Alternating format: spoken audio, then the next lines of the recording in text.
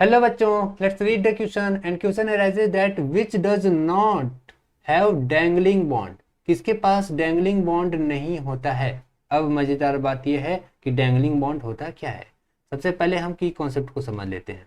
Okay, हम बात कर रहे हैं की कॉन्सेप्ट की। की कॉन्सेप्ट क्या कहता है, देखो हम बात करें जब डैंगलिंग बॉन्ड की, तो डैंगलिंग बॉन्ड क्या होता है पहले ये समझना जरूरी है। ओके, सो डैंगलिंग बॉन्ड का सिंपल मीनिंग बताऊं।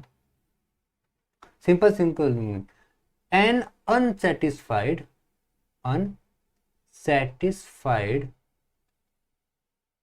valence on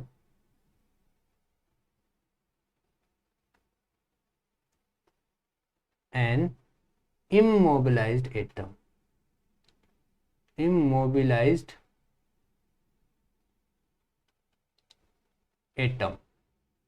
okay, unsatisfied valence on immobilise. Unsatisfied valence कब होगा, जब वो शीट लाइक स्ट्रक्चर होगा। ओके, या फिर आप देखो डायमंड जैसे हो गया, डायमंड। ओके, डायमंड में एक ऐसे होता है, ऐसे कुछ टेट्राहेड्रल टाइप स्ट्रक्चर होता है ना, टेट्राहेड्रल। तो एक वैलेंसी खुली रहती है आगे बॉन्ड बनाने के लिए, अनसेटिस्फाइड होती है ना। उसी तरीके से ग्रेफाइट को देखो, ग्रेफाइट। ओके, ग्रेफाइट क्या है, शीट लाइक स्ट्रक्चर है, कुछ ऐसे हुआ, ऐसे ऐसे ऐसे ऐसे और ऐसे।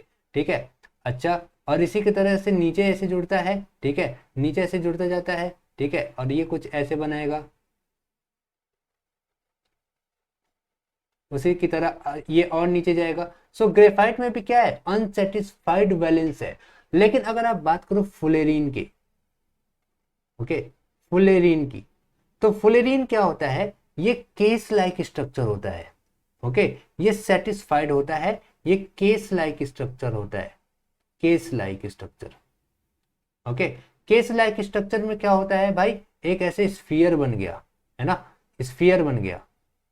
ठीक है, सो बेसिकली इनका वैलेंस सेटिस्फाइड होता है, ये आगे और ज्यादा स्प्रेडिंग नहीं करते, लेकिन ग्रेफाइट और डायमंड करते हैं। ठीक है, सो यहाँ पे कौन सा ऑप्शन करेक्ट रहेगा, थर्ड वाला। Hope this answered your question, thank you so much.